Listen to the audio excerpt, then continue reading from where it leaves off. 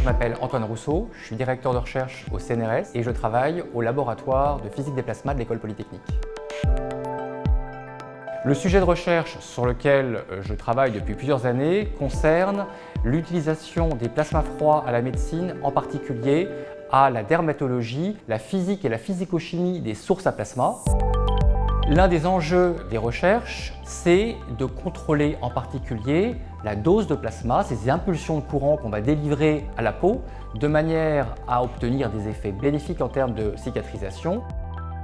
Dans des petits jets d'hélium, on est capable d'avoir ces petits capillaires qui ressemblent à des flammes, mais ce sont des petites impulsions qui vont durer de l'ordre de 1 microseconde,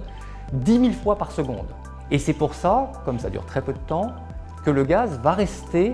complètement froid à température ambiante et c'est approprié pour être mis en contact avec des tissus biologiques. Quand vous mettez un plasma au contact avec de la peau, les cellules de la peau vont recevoir du champ électrique et des espèces réactives de l'oxygène et de l'azote. Et sur des échelles de temps biologiques de quelques jours, vous allez observer une stimulation de la croissance cellulaire via toute une mécanique complexe au niveau de l'ADN et de la communication entre les différentes cellules.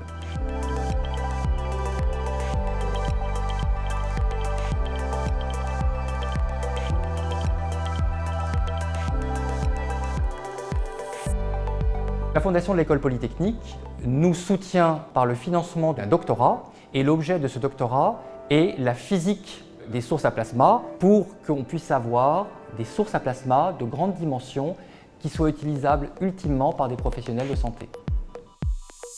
Ce que nous avons pu montrer sur les 5 premières années de ce programme, c'est que les plasmas stimulent 3 volets essentiels de la cicatrisation, que ce soit la reconstruction de l'épiderme, du derme et l'angiogénèse. Je suis très confiant sur le fait qu'on aboutira